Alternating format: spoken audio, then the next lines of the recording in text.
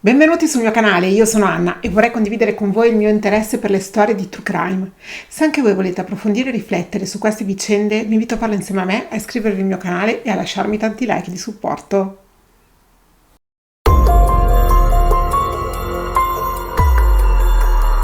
Si è portati a credere che l'orrore possa arrivare solo da ciò che non si conosce, da ciò che ci è estraneo. E invece il più delle volte è proprio il nostro fianco. A volte è addirittura dentro di noi e nonostante cerchiamo di reprimerlo e di non ascoltarlo, emerge sempre con più forza e se riesce a liberarsi rivela tutta la sua forza distruttiva. Oggi vi racconto l'angosciante storia di Maria Patrizio. Maria Patrizio è una ragazza di 29 anni originaria di Brugherio, un comune di 30.000 abitanti in provincia di Monza Brianza. Maria, che amici e parenti chiamano Mary, è figlia unica. Suo padre lavora in un'impresa che lavora la gomma, la madre in un'impresa tessile. Maria è una bella ragazza, la cui infanzia e adolescenza però è caratterizzata da un senso di solitudine e costellata da tristi ricordi. Il clima cupo a casa era caratterizzato dall'esaurimento nervoso cronico dal quale era affetta la madre, che passava intere giornate a letto e che stava male davanti alla figlia. Il padre, che era un uomo estremamente sensibile, non era in grado di sostenere la situazione e inoltre era anche lui malato, soffriva di epilessia. Arrivava ad avere 6-7 attacchi al giorno, anche davanti a Maria, che ne era terrorizzata. Mentre il rapporto col padre è sempre stato ottimo, quello con la madre era pessimo. Maria infatti da piccola sentiva forte l'esigenza del contatto fisico con la sua mamma e di incoraggiamento, mentre la donna, a causa della sua malattia, non era in grado di darglielo. Quando Mary ha 17 anni, si innamora e si fidanza con un ragazzo di 19 anni, Christian Magni, e lega subito anche con i suoi genitori, che ricambiano affettuosamente quei sentimenti. Dopo 6 anni di fidanzamento, i due nel settembre del 1999 si sposano e comprano un appartamento a Casantenovo, in provincia di Lecco. La giovane coppia si gode per i primi anni la vita matrimoniale.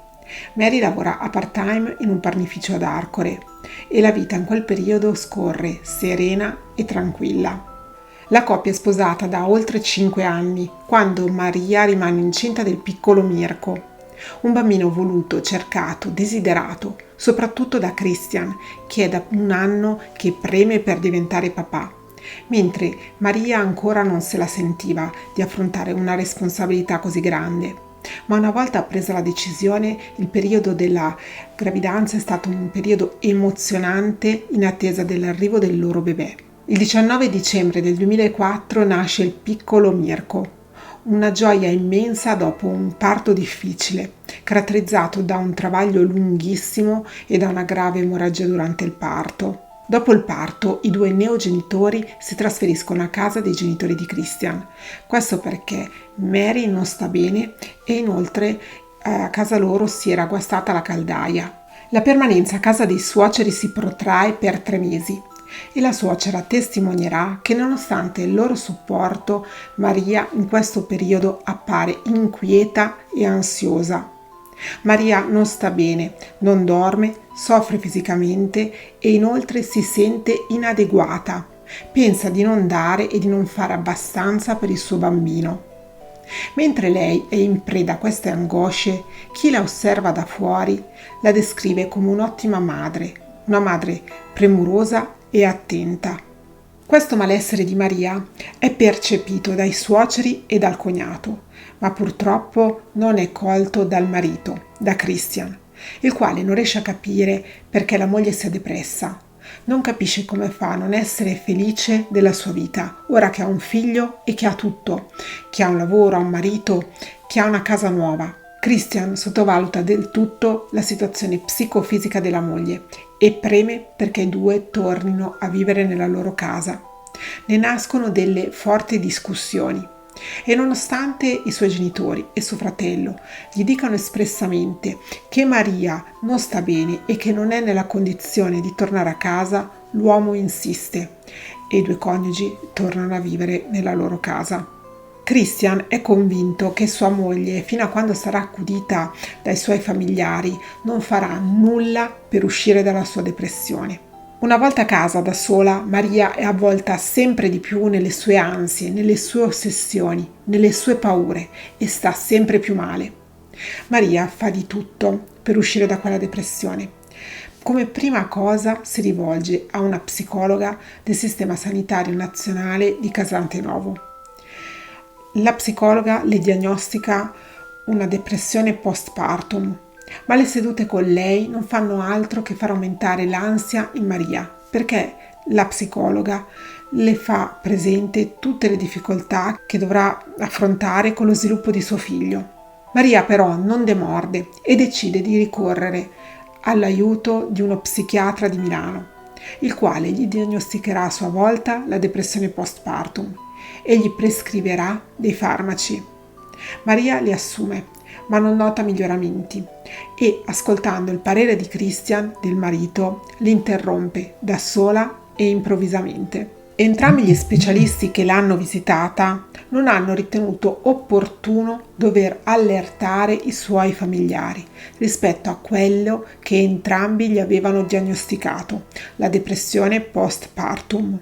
È una mattina piovosa e scura, quella di mercoledì 18 maggio 2005, quando Mary, intorno alle 10, prende tra le sue braccia il piccolo Mirko, di 5 mesi, e lo porta in bagno per fare il bagnetto. Mary riempie la vaschetta con qualche centimetro d'acqua e poi immerge il suo bambino, ma lo immerge di schiena, con il viso rivolto verso l'acqua, e con la mano destra preme con forza sulla sua nuca, tenendolo immobile per diversi minuti. Poi Mary mette a soqquadro tutta la casa per simulare un furto. Lascia in giro anche delle sigarette di una marca che in casa nessuno fuma. Dopodiché torna sul luogo dove è avvenuta la tragedia. Si chiude a chiave in bagno, lanciando la chiave fuori dalla stanza, facendola passare dalla fessura sotto la porta.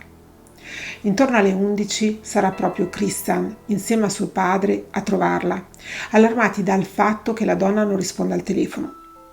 Trovano Maria chiusa in bagno, legata con un nastro adesivo che le avvolge le mani, i piedi e le copre la bocca.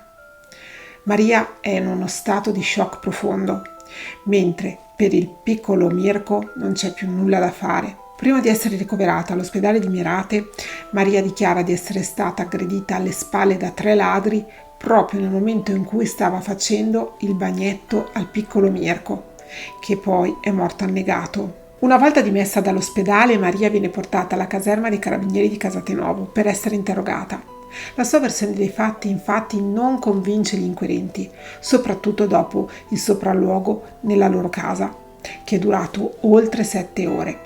Ci sono diversi punti oscuri nella ricostruzione, ad esempio il fatto che mancano segni di effrazione.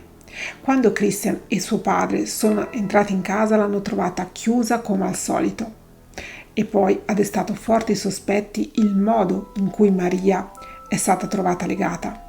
La donna infatti aveva le braccia legate sul davanti e il nastro adesivo era stato messo sulle mani.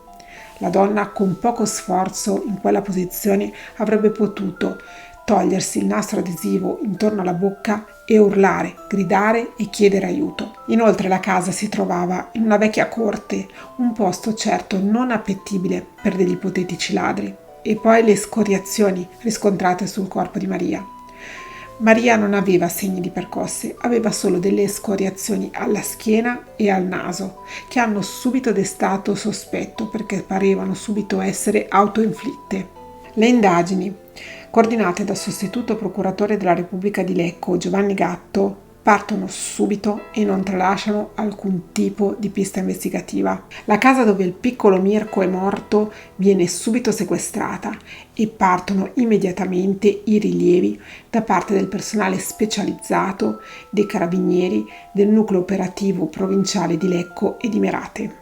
Con il passare delle ore arrivano in procura gli esiti delle perizie tecniche. Ce ne sono ben 2 che smentiscono la versione di Maria.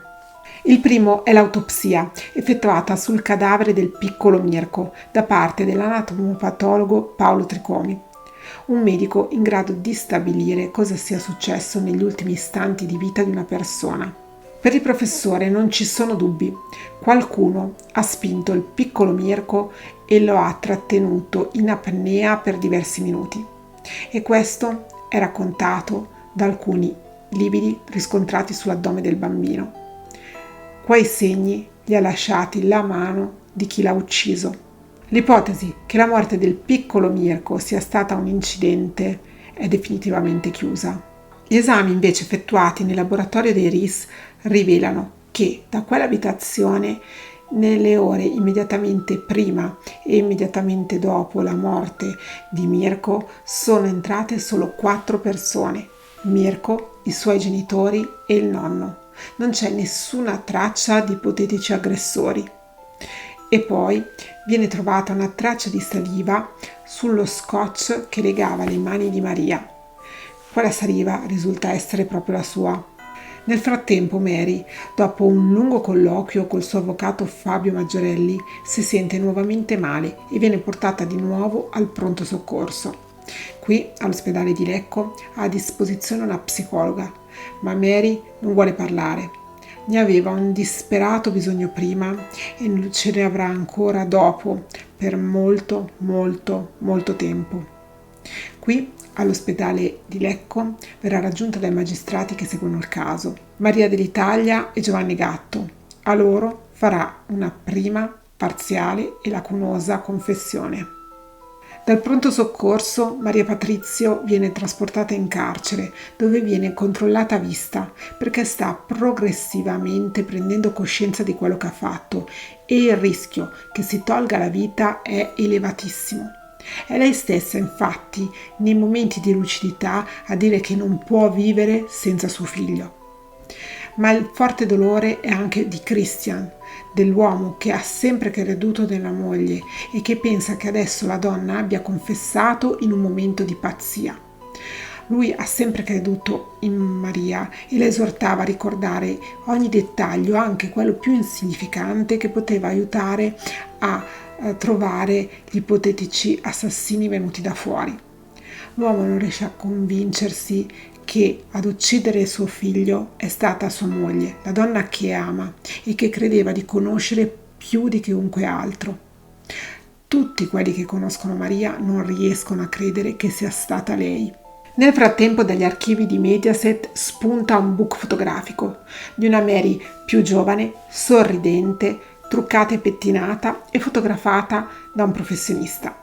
In realtà Mary aveva fatto quel book per partecipare come pubblico al programma televisivo La ruota della fortuna. Contro di lei si scatena un battage mediatico senza esclusione di colpi, bassi.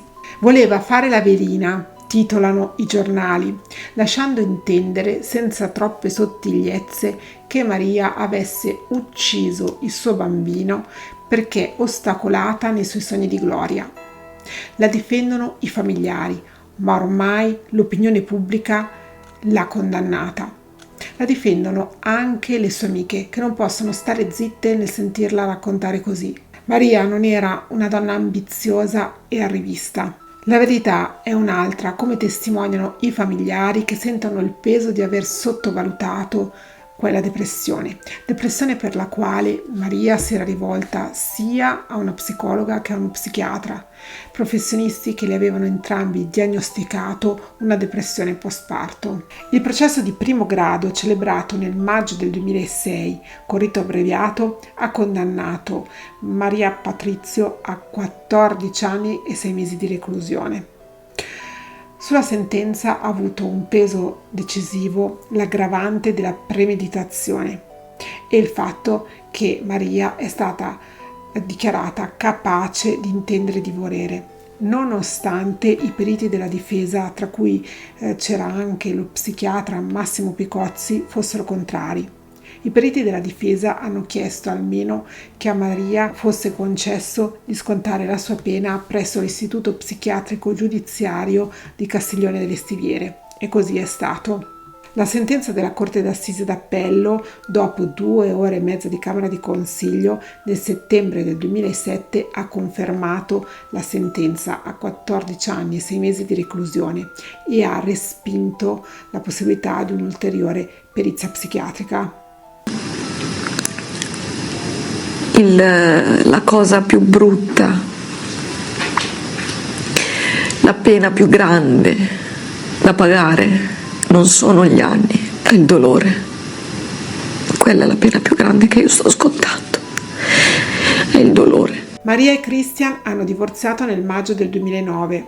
Christian non ce l'ha fatta, era troppo doloroso per lui riuscire ad accettare quello che era successo.